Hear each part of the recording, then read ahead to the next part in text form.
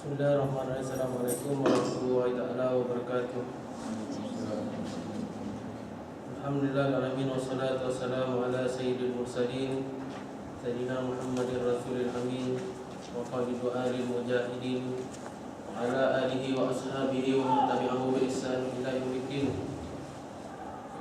Allahumma innaka ta'lamu anna hadhil qulub qad istamat ala muhabbatik wal taqas ala ta'atik wa tawahadas ala da'watik wa ta'ahadas ala nusrati syariatik wa wasikillahumma rabitataha wa adimuddaha wa adimah sujudaha wa amra'aha binurika alladhi la yakhbu wa syaraf surwa biqaidil iman bik wa jamidu biladika wa ahliha bima'rifatik wa amis ala syahadati fi sabilik innaka ni'mal mawla wa ni'mal nasir. Allahumma amin. Terima kasih kepada saudara pengurusi majlis yang dihormati, pengurusi Perubatan Calon Masyurah Dr. Syamil,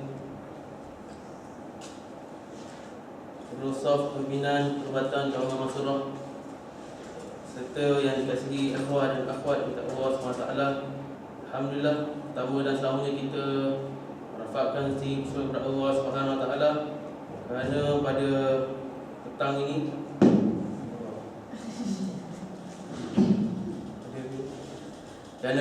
ini kita masih lagi diizinkan oleh Allah Subhanahu Wa Taala untuk berada di dalam satu program ataupun untuk kita berada di dalam program diskusi kita, iaitu program diskusi Badar, peperangan Badar. Jadi perang Badar ni adalah peperangan yang kita sudah maklum yang berlaku di dalam bulan Ramadan. Jadi dalam bulan Ramadan ni kita boleh dapat bahan bacaan yang banyak berkenaan dengan bulan Ramadan. Banyak peristiwa-peristiwa Islam, sejarah Islam ni banyak berlaku dalam peperangan Ramadan. Antaranya yang paling masyhur dikatakan oleh para ulama adalah peperangan Badar, pembukaan Fathul Makkah, penurunan Al-Quran dan sebagainya. Jadi sahabat boleh dapatlah satu buku, lebih kurang 100 kisah ke 80 kisah yang berkaitan peristiwa-peristiwa yang berlaku pada bulan Ramadan yang ditulis oleh Ustaz Mujahid, Ustaz Mujahid Fadil. Boleh cari buku tu di mana-mana tempat, di Pejabat Umrah dan sebagainya lah.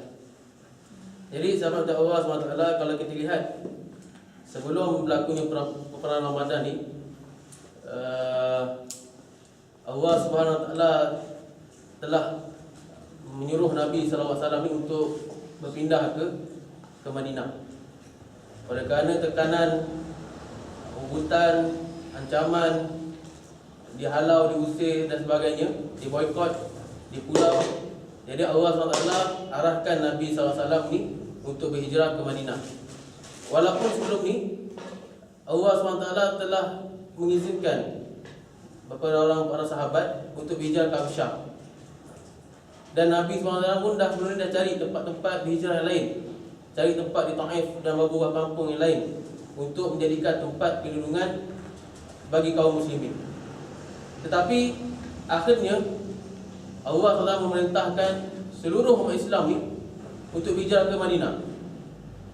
Sebab apa Allah perintahkan? Kenapa Allah tak buat macam peristiwa Isra Mi'raj? Allah hantar burak, ambil seluruh umat Islam terus pergi hantar ke Madinah. Kenapa Nabi perlu lalui susah payah berjalan kaki 3 hari, perlu menyorok dalam gua, tidur dalam gua, Abu Bakar digigit oleh kalajengking? Kenapa Allah tak hantar burak ni untuk Nabi berhijrah ke Madinah sebagaimana Allah hantar burak untuk Nabi ni pergi ke Isra dan Mi'raj? Kerana apa? Kerana Allah nak beritahu kepada Nabi untuk menegakkan sebuah kerajaan Islam, nak tegakkan syariat Allah ni bukan satu perkara yang mudah. Nak tegakkan syariat Allah ni kena lalui jalan susah. Sebab tu hari ni, sebelum ni di Malaysia kita kecoh dengan isu kasidah ya Hanana. Tak ada masalah, kasidah ya Hanana tak ada masalah. Yang penting perjuangan mesti juga diutamakan. Nak ibadat banyak mana pun tak ada masalah. Nak kasidah banyak mana tak ada masalah. Nak selawat banyak mana tak ada masalah. Yang penting perjuangan mesti diutamakan. Kalaulah Islam ni hanya sekadar ibadat, kita pentingkan dia suruh ibadat, maksud ibadat solat, baca Quran, berzikir sahaja, lebih baik Allah SWT suruh Nabi dan para sahabat berhijrah ke Habsyah.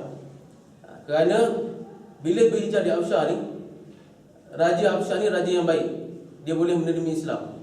Lebih baik duduk di Habsyah, tak ada gangguan orang Quraisy, boleh solat, boleh puasa, boleh zikir. Tetapi oleh kerana nak menegakkan syariat, nak menegakkan hukum Allah SWT, Allah SWT arahkan Nabi untuk berhijrah ke Madinah.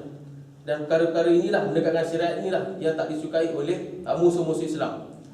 Bila ada mana-mana gerakan Islam ataupun organisasi pertubuhan Islam nak tegakkan syariat, pasti gerakan Islam tu akan cuba dihapuskan. Pasti gerakan Islam tu akan cuba dimatikan. Jadi Nabi pun berpindahlah ke Madinah. Sebelum Nabi pindah Madinah pula, Nabi dah adakan penyajian Aqabah 1 dengan kaum Aus dan Azraj, penyajian Aqabah 2 dengan kaum Aus dan Azraj. Sebelum berlaku penyajian Aqabah tu, Nabi dah bertemu dengan satu puak namanya Bani Amir. Nabi bertemu malam-malam, Nabi menyusup bila musim haji, datang Bani Amir ke Mekah. Nabi menyusup masuk dalam kemah Bani Amir. Nabi tawarkan Islam. Maka Bani Amir kata, kalau kami masuk Islam, apa yang kami dapat? Apa pangkat yang kami dapat? Apa harta yang kami dapat? Ini masalahnya, belum menang dah fikir ghanimah, dah fikir harta, dah fikir pangkat, dah minta macam-macam belum menang. Nabi tinggalkan Bani Amir, tak payah, ini tak boleh buat Islam. Orang yang pentingkan dunia ni tak boleh nak buat Islam. Nabi masuk kedua pula, menyusup dalam kabilah yang dua, Bani Syaibah. Bani Syaibah kata, boleh, kami akan mati Islam, tapi kami ni kaum lemah, kami tak kuat. Nabi tinggalkan Bani Syaibah kerana tak nak tolong Islam disebabkan lemah.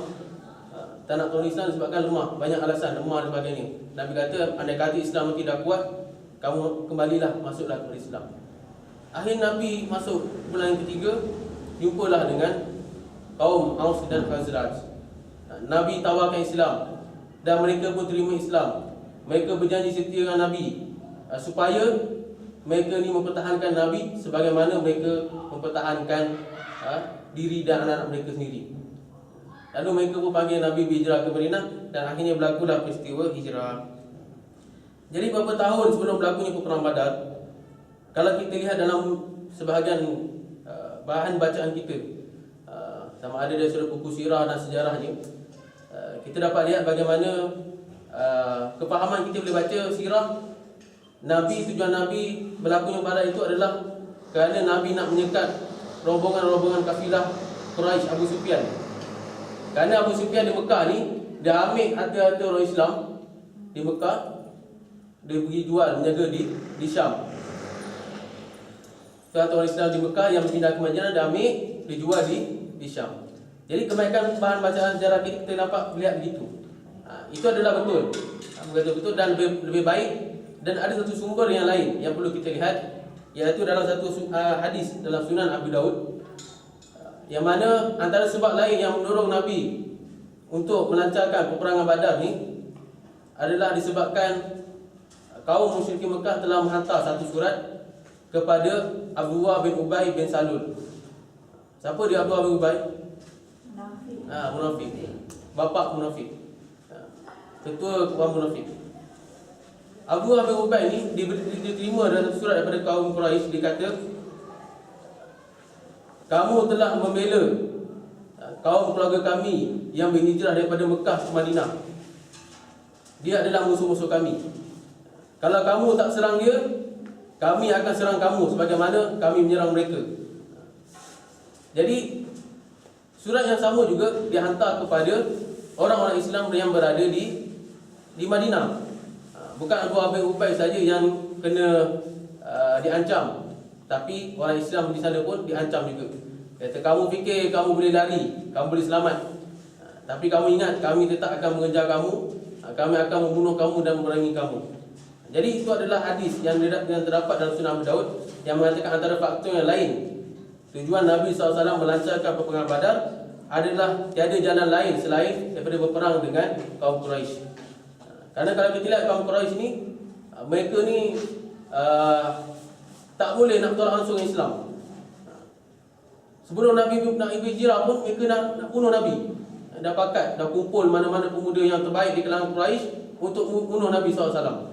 Bahkan macam-macam lagi mereka cuba buat kepada umat Islam, diseksa dan sebagainya. Jadi kefahaman kita berdasarkan daripada cerita ini menunjukkan kepada kita bahawasanya orang-orang jahat yang inti kepada Islam ni, mereka tak akan putus asa untuk memerangi Islam. Mereka akan cari jalan lain. Tak cuba jalan A, cari jalan B. Tak jumpa jalan B, cari jalan C.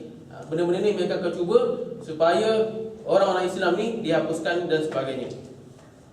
Yang kedua, sebelum berlaku perang Badar, Nabi telah menjaya untuk menyelesaikan beberapa konflik yang berada dalam Madinah. Antaranya konflik bersama golongan-golongan penyembah berhala. Ketua golongan penyembah berhala ni adalah Abdullah bin Ubay bin Salul ataupun musyrikinah, kaum musyrikin Madinah. Jadi Abdullah bin Ubay ni dia adalah penyembah berhala. Abdullah bin Ubay, cita-cita dia hendak menjadi raja di kalangan raja di Madinah lah, cita-cita dia. Oleh sebab Madinah ni kaum yang terbesar adalah Aus dan Hazraj. Jadi Aus dan Hazraj ni berperang, saling berperang disebabkan ada satu masalah yang timbul. Dan peperangan mereka ni dahsyat. Dikenali sebagai peperangan Mu'az. Peperangan yang sangat dahsyat yang antara kaum Hazraj dan Hazraj ni. Akhirnya disebabkan dua kaum yang besar ni bertelagak, jadi Abdullah bin Ubay ni dengan kaum dia penyembah berhala ni nak mengambil alih Madinah. Nak ambil alih Madinah. Bila dapat ambil alih Madinah, dia jadi raja.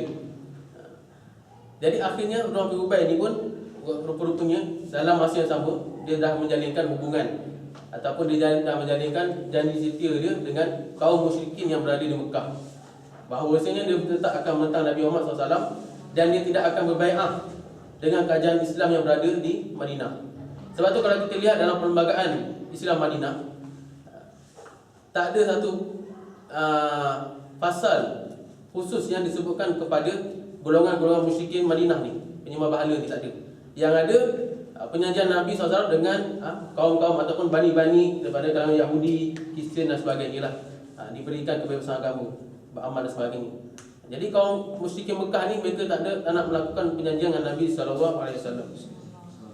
Jadi Abdullah bin Ubay ni bila dapat tahu saja Nabi SAW telah berjaya mempersaudarakan, menyatukan dua kaum ini, Aus dan Hazraj ni, maka makin timbullah hasad dengki dia terhadap Nabi SAW.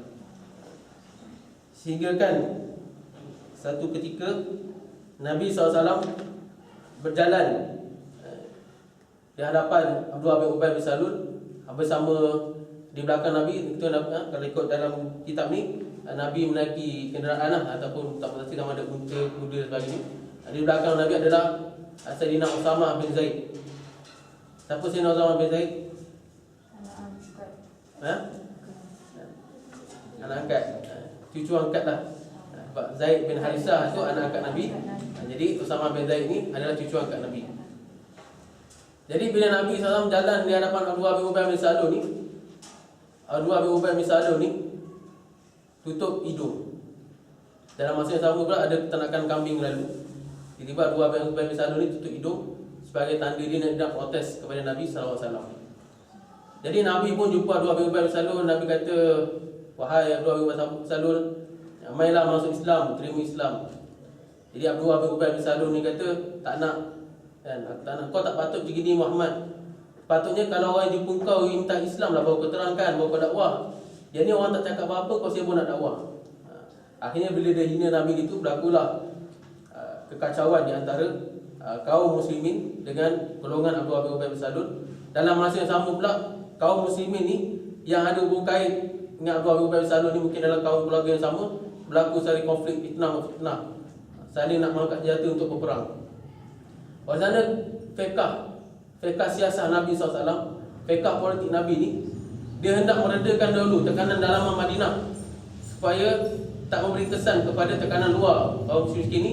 Akhirnya Nabi SAW berjaya mengawal keadaan dan semua balik ataupun pulang ke rumah masing-masing dan tidak berlaku peperangan di dalam Madinah. Yang kedua, kaum Yahudi. Kaum Yahudi pula kaum yang bijak. Bukan bijak maksudnya bukan dia kaum bijak yang macam mana.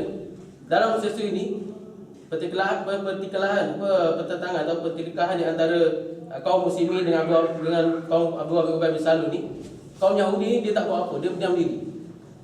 Dia hanya melihat daripada jauh, dia hanya membiarkan Abu Ubay bin Salul ni dengan kaum dia membuat kekacauan. Dan dia ni melihat daripada jauh, kaum Yahudi ni melihat dari jauh, dan dia tak perlu rasa penat, tak perlu rasa nak keluar idea, tak perlu nak keluar duit untuk menunturkan Nabi, untuk menentang Nabi. Cukup ada Abu Ubay bin Salul. Itu kaum Yahudi daripada sudut tersirat dia, dalaman dia.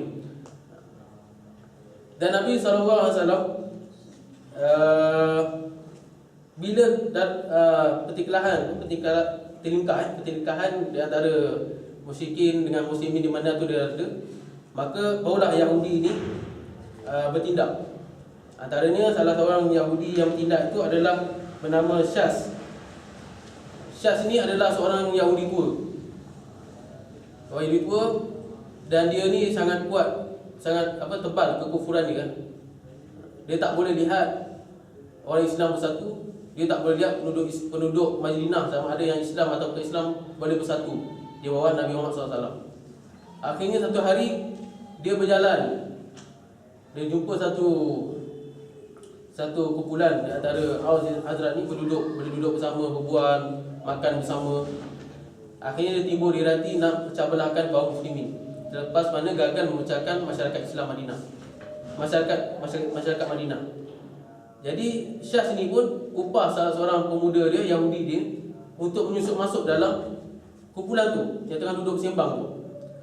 Akhirnya pemuda tu pun masuk, duduk, dan pemuda inilah yang membangkitkan kisah-kisah silap perangan di antara Aus dan Khazraj. Jadi akhirnya bila masing-masing dah rasa bangga dengan keturunan masing-masing dah saling mengutuk di antara masing-masing kaum masing-masing, akhirnya saling nak berperang.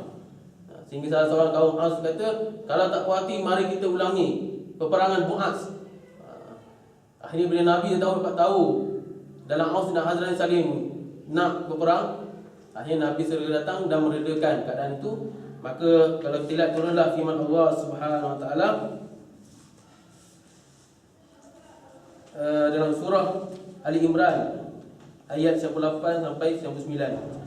Boleh lihatlah. Begitu juga dalam ayat Ali Imran ayat yang ke-100. Ya ayyuhallazina amanu in tuti'u fariqam minal ladzina utul kitaba yaruddu ba'da imanikum kafirin. Wahai orang beriman, jika kamu taat pada satu puak dari orang Yahudi yang diberikan kitab itu, adakah kamu nak kembali selepas mana kamu telah beriman? Adakah kamu nak kembali pada kafir setelah mana kamu beriman? Jadi itu adalah bibit-bibit yang berlaku sebelum berlakunya peperangan Badar. Jadi kalau kita lihat peperangan Badar ni, peperangan yang berlaku sekitar pada tahun kedua Hijriah. Sebelum berlaku peperangan Badar, Nabi telah berlaku satu peristiwa yang besar dalam bulan Syakban, iaitu peristiwa pertukaran kiblat. Tujuan ataupun hikmah peristiwa pertukaran kiblat ni kalau kita dapat lihat, sebelum tu Nabi telah selama 16 bulan apabila solat, Nabi dan orang Islam akan solat akan menghadap ke Baitul Maqdis. Bila Nabi hadap ke Baitul Maqdis, maka ahli kitab di kalangan Nasara dan Yahudi ni, mereka rasa suka. Sebab Nabi pun berlembut dengan mereka. Pada mereka pertamanya, orang Yahudi dan orang Kristian ni, ahli kitab mereka ni, Nabi berlembut dengan mereka. Nabi membalas mulut. Nabi tanya, kamu puasa? Sebab apa kamu puasa? Ada sebab-sebab kan. Dalam agama kami, Nabi Musa puasa sekian. Kata Nabi, kami lebih berhak untuk puasa sebab kami orang Islam. Jadi ada persamaan di antara Islam dengan orang Yahudi. Nabi berlembut, bermanis muka, bermanis mulut. Tapi bila mana Allah SWT arahkan untuk memalih kiblat daripada Masjidil Aqsa menghadap ke Baitullah Haram di Mekah, maka di kalangan puak Yahudi ni tak suka, dan Nasara ni ahli kitab dia tak suka. Akhirnya mereka keluar daripada solat. Mereka keluar sambil menghina Nabi SAW. Kata orang Islam ni dah gila, dah menyeleweng pada agama, sibuk nak menghadap ke Kaabah, menyembah Kaabah itu dikuasai oleh orang musyrik. Ada bahala di dalam Kaabah tu. Jadi tujuan adalah pertukaran kiblat ni adalah untuk Nabi ni memisahkan secara totalnya persamaan di antara Islam dengan agama-agama yang lain yang datang daripada Allah SWT. Yahudi, Nasara itu adalah agama Samawi yang datang daripada Allah SWT. Kerana mereka menyeleweng, akhirnya mereka sesat. Jadi walaupun pada asalnya umat ada wujud kesamaan, puasanya, zakatnya, ibadah solatnya, tapi apabila Allah SWT mengarahkan Nabi SAW untuk berpindah kiblat daripada Masjid Aqsa ke Mekah, maka orang zahirlah sifat orang-orang Yahudi dan Nasara, mereka tak pernah pun nak menerima Islam. Sebab itu hari ini banyak ideologi-ideologi yang mengaku mereka ni bersama dengan Islam. Contohnya ideologi sosialis. Dia kata sosialis ni pun daripada Islam juga. Ada Islam mementingkan kesemaan, sosialis pun mementingkan kesemaan. Jadi ideologi ni ideologi manusia, tapi mereka nak cuba untuk menyamakan dengan Islam. Dia nak tempekkan ideologi ni tempek pada Islam. Jadi tak boleh. Ini bermasalah. Islam tak Islam. Tak ada Islam sosialis, tak ada Islam demokrat, tak ada Islam macam-macam istilah-istilah yang hari ini yang pelik-pelik menimbulkan keraguan pada umat Islam pada hari ini. Jadi itu yang pertama, untuk Nabi memisahkan secara total perbezaan di antara Islam dengan bukan Islam, sama ada dengan Yahudi dan Nasara. Yang kedua, hikmah pertukaran kiblat ni adalah isyarat daripada Allah SWT untuk memerangi orang-orang kaum musyrikin di Mekah yang menguasai Kaabah di sana. Itu yang kedua hikmah dia. Itu peristiwa berlaku pada bulan Syakban tahun kedua Hijrah, sebelum berlakunya Badar pada tahun kedua Hijrah. Itu antara beberapa peristiwa-peristiwa lah yang berlaku. Jadi sahabat minta Allah SWT, kalau kita lihat dalam kitab sirah Nurul Yakin, Nabi SAW sebelum berlakunya peperangan Badar telah berlakunya beberapa peperangan kecil.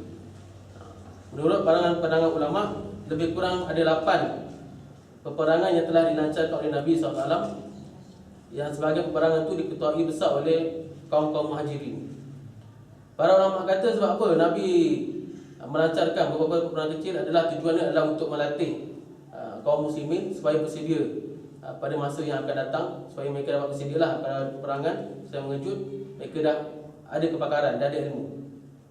Yang kedua, peperangan ini